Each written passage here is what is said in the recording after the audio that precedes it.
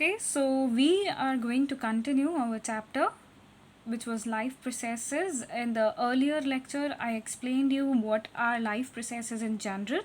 So we are going to see in detail what are life processes. The maintenance functions of living organisms must go on even when they are not doing anything particular. हमारी body के या फिर किसी भी living organisms के जो maintenance functions हैं, ऐसे फंक्शंस जो उनके जीवित रहने के लिए अनिवार्य हैं, मतलब इम्पॉर्टेंट हैं, वो होते रहने चाहिए भले ही हम कोई काम कर रहे हैं या नहीं कर रहे. Even when we are just sitting in class, even if we are just asleep, the maintenance job has to go on. भले ही हम सिर्फ बैठे हों क्लास में या फिर सिर्फ सो ही रहे हों, तो भी हमारी बॉडी का जो मेंटेनेंस का फंक्शन है वो कंटिन्यूसली होते रहना चाहिए. The processes which together perform the maintenance job are called life processes. तो ये सारी प्रोसेसेस जो सारे मिलकर काम करते हैं और हमारी बॉडी को मेंटेन रहने में हेल्प करते हैं, वो सारे प्रोसेसेस साथ मिलकर लाइफ प्रोसेसेस कहलाते हैं. Since these maintenance processes are needed to prevent damage and breakdown, energy is needed for them. क्योंकि ये मेंटेनेंस प्रोसेसेस हैं वो डैमेज या ब्रेकडाउन में काम आते हैं, तो जाहिर सी बात है किसी भी काम के लिए किसी भी सेल को एनर्जी की ज़रूरत पड़ेगी. This energy comes from outside the body of the individual organism. ये सारी एनर्जी यानी कि ताकत किसी भी बॉडी में किसी भी इंडिविजुअल के बाहर से ही आती है. So there must be a process to transfer a source of energy from outside the body of the organism. तो जाहिर सी बात है कि कोई ऐसा प्रोसेस ज़रूर होगा जो बाहर की एनर्जी को बॉडी के अंदर तक लेकर आता होगा, which we call food to the inside, a process we commonly called nutrition. तो ये जो प्रोसेस होता है जिसके ज़रिए बाहर की एनर्जी अंदर आकर हमारी बॉडी में एनर्जी प्रोवाइड करती है खाने के ज़रिए, फूड के ज़रिए, उसको हम नॉर्मल वर्ड्स में आपने बहुत सुना होगा न्यूट्रिशन कहते हैं. Nutrition. If the body size of the organism is to grow, additional raw material will all be needed from outside. अगर किसी भी बॉडी को इंक्रीज़ करना है अपनी साइज़ में या फिर ग्रो करना है तो बाहर के रॉ मटेरियल्स बहुत ज़रूरी हो जाते हैं.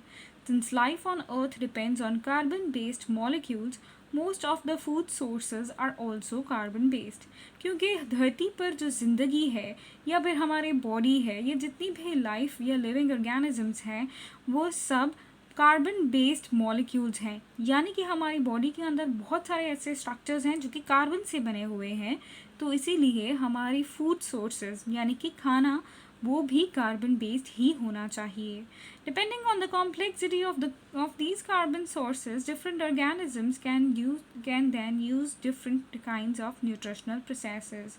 अब डिपेंड करता है कि हमारी बॉडी की जो कार्बन सोर्सेज हैं वो कितनी कॉम्प्लेक्स हैं, कितनी ज़्यादा डिफरेंट हैं, उस हिसाब से ही हमारे न्यूट्रिशनल प्रोसेस और डिफरेंट काइंड का होता है.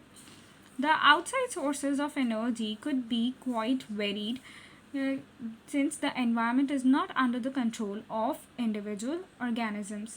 हर किसी ऑर्गेनिज्म का एनवायरनमेंट सेम नहीं होता. कुछ लोग ठंडे इलाकों में रहते हैं, कुछ गर्म, कुछ सूखे, कुछ बहुत बारिश वाले, और ये सारी चीज़ें किसी भी इंडिविजुअल के कंट्रोल में नहीं होती. तो इसीलिए एनर्जी की ज़रूरत भी उस हिसाब से ही होती है. These sources of energy therefore need to be broken down or built up in the body and must be finally converted to a uniform source of energy that can be used for various molecular movements needed for maintaining the living structures. अब ये जितनी भी energy है ये बहुत ज़्यादा ज़रूरी होती है ताकि वो ब्रेक डाउन किसी चीज़ को तोड़ने में या बिल्ट अप किसी चीज़ को जोड़ने में हमारी बॉडी में हेल्प करेगी. और उसी एनर्जी से बहुत सारे मॉलिक्यूलर मूवमेंट्स होंगे हमारी बॉडी में जिससे हमारे लिविंग स्ट्रक्चर्स मेंटेन रह पाएंगे, as well as to the kind of molecules that body needs to grow. और ऐसे मॉलिक्यूल्स को भी एनर्जी प्रोवाइड करेगा जिसके ज़रिए हमारी बॉडी ग्रो करेगी. For this, a series of chemical reactions in the body are necessary. अब इसके लिए एनर्जी प्रोवाइड करने के लिए हमारी बॉडी में बहुत सारे series means a number of chemical reactions are necessary. हमारी बॉडी में बहुत सारे केमिकल रिएक्शंस होना ज़रूरी होते हैं। Oxidising reducing reactions are some of the most common chemical means to break down molecules. अब ऑक्सीडाइजिंग और रिड्यूसिंग रिएक्शंस कुछ कॉमन केमिकल रिएक्शंस हैं जो कि मॉलिक्यूल्स के ब्रेकडाउन में काम आते हैं। For this many organisms use oxygen sourced from outside the body. इसीलिए बहुत सारे ऑर्गेनिजम्स ऑक्सीजन बाहर से लाते हैं बॉडी के। The process of acquiring oxygen from outside the body and to use it in the process of breakdown of food sources of for cellular needs is what we call respiration. तो ये जो process होता है acquiring oxygen हमारी acquire करना मतलब लेना body का, कि बाहर से ऑक्सीजन लेना और उसको यूज़ करना फूड को तोड़ने में, break down of food sources, ताकि हमारे सेल्स की नीड्स पूरी हो सकें, सेल्स को जो एनर्जी की नीड्स होती हैं वो पूरी हो सकें। इसको हम रेस्पिरेशन कहते हैं। In the case of single celled organism, no specific organs for taking in food, exchange of gases or removal of waste may be needed because the entire surface of the organism is in contact with the environment. लेकिन अगर हम ऐसे organisms की बात करें जो कि एक सिंगल सेल से बने हुए हैं, जैसे कि अमीबा, पैरामीशियम, ये सारे ऐसे ऑर्गेनिजम्स हैं जो एक ही सेल से बने हुए होते हैं, तो इनमें कोई भी ऐसा अलग से या फिर कहा जाए एक स्पेसिफिक ऑर्गन मौजूद नहीं होता जो कि रिमूवल ऑफ वेस्ट के लिए, यानी कि हमारे एक्सक्रीशन के लिए, जिसके ज़रिए हमारे बॉडी में से वेस्ट बाहर आता है, या फिर एक्सचेंज ऑफ गैसेस के लिए अलग से कोई भी ऑर्गन नहीं होता, क्योंकि उनकी जो पूरी बॉडी होती है वो एनवायरनमेंट से जुड़ी होती है। But what happens when the body size of the organism increases and the body design becomes more complex? पर तब क्या होता है जब किसी भी ऑर्गेनिज्म की बॉडी साइज बढ़ जाती है या फिर उनकी बॉडी डिज़ाइन बहुत ज़्यादा कॉम्प्लेक्स यानी कि मल्टीपल हो जाती है। In multi cellular organisms all the cells may not be in direct contact with the surrounding environment, the simple diffusion will not meet the requirement of all the cells. अब multi cellular organisms की बात कर लीजिए। Multi cellular मतलब जो 2 से ज़्यादा sales से बने हुए हैं। ऐसे ऑर्गेनिजम्स जैसे कि हम हैं, एनिमल्स हैं, प्लांट्स हैं, जिनको हम देख सकते हैं अपनी आंखों से, वो सारे उनके जितने भी सेल होते हैं बॉडी के, वो सारे एनवायरनमेंट के साथ डायरेक्ट कांटेक्ट में नहीं होते हैं। इसलिए सिंपल डिफ्यूजन से हमारी ज़रूरतें पूरी नहीं हो पाती हैं। We have seen previously how in multicellular organisms various body parts have specialized in the functions they perform. हमने देखा है कि मल्टीसेल्युलर ऑर्गेनिजम्स में हर बॉडी पार्ट का एक स्पेशल फंक्शन होता है परफॉर्म करने के लिए। We are familiar with the idea of these specialised tissues and with their organisation in the body of organisms. हम उनके स्पेशलाइज्ड टिश्यूज़ के बारे में और उनके बॉडी के अंदर ऑर्गेनाइजेशन यानी कि स्ट्रक्चर कैसा है वो भी जानते हैं। It is therefore not surprising that the uptake of food and oxygen will also be the function of special tissues.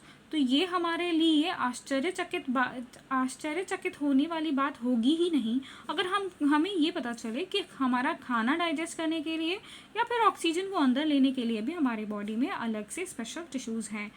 However, this poses a problem since the food and oxygen are now taken up at one place in the body of the organisms while all parts of the body need them. पर हाँ, ये एक तरह की problem ज़रूर है क्योंकि food या फिर ऑक्सीजन लेने के लिए हमारी बॉडी में सिर्फ एक ही स्ट्रक्चर है। ठीक है, खाना हम अपने मुंह के ज़रिए अंदर डालते हैं और ऑक्सीजन हमारे नाक और मुंह दोनों के ज़रिए। पर ये सारी ऑक्सीजन और फूड एनर्जी की ज़रूरत हमारे बॉडी के हर एक सेल को होती है। तो क्या ये प्रॉब्लम हो सकती है कि एक ही जगह से ऑक्सीजन या फूड लेने की वजह से कहीं पर ऑक्सीजन की कमी हो या फिर एनर्जी की कमी हो? This situation creates a need of transportation system for carrying food and oxygen from one place to another in the body. तो ऐसी सिचुएशन में एक ट्रांसपोर्टेशन सिस्टम यानी कि एक जगह से दूसरी जगह लेके जाने वाला सिस्टम जो कि फूड और ऑक्सीजन को एक जगह से दूसरी जगह लेके जाता है बॉडी में, वो बनाया जाए। When chemical reactions use the carbon source and the oxygen for energy generation, they create byproducts that are only not only useless for the cells of the body but could even be harmful.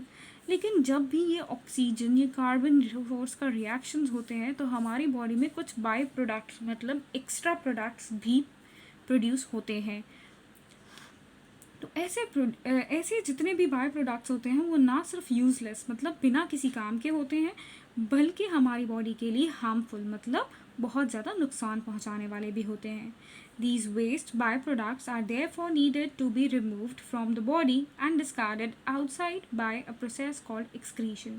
ये जितने भी waste by products हैं वो हमारी body से remove कर दिए जाते हैं और हमारी बॉडी से बाहर आते हैं एक फीसिस की फॉर्म में और उसको हम एक्सक्रीशन बोलते हैं. Again, if the basic rules for body design and multicellular organisms are followed, a specialized tissue for excretion will be developed. लेकिन अगर हम मल्टीसेल्यूलर ऑर्गेनिजम्स हैं तो there must be a special tissue, एक अलग से ऑर्गन होगा एक्सक्रीशन के लिए हमारी बॉडी में, which means the transportation system will need to transport the waste away from the cells to the excretory tissues. ठीक है, इसका मतलब है हमारी बॉडी में हर सेल से उसका एक्स्ट्रा या फिर वेस्ट जितना भी मटेरियल है वो सेल्स को लेके जाना पड़ेगा, ट्रांसपोर्ट करना पड़ेगा उस एक्सक्रीटरी टिश्यूज़ के पास जहाँ से हमारा वेस्ट या फिर हमारा एक्सक्रीशन पॉसिबल हो. ठीक है, तो कल के लेक्चर में हम पढ़ेंगे कैसे बॉडी के एसेंशियल जितने भी प्रोसेसेस हैं इन डिटेल एक एक करके. अभी तक हमने सिर्फ ऊपर से या फिर ऐसा कहा जाए कि समराइज्ड वे में सारे बॉडी प्रोसेसेस को पढ़ लिया है. So see you in the next lecture. और तब तक सब्सक्राइब कीजिए. आपको कोई भी डाउट्स है, मैथ्स हो, साइंस हो, सोशल स्टडीज़ हो या और भी किसी सब्जेक्ट में, I am always there to help you.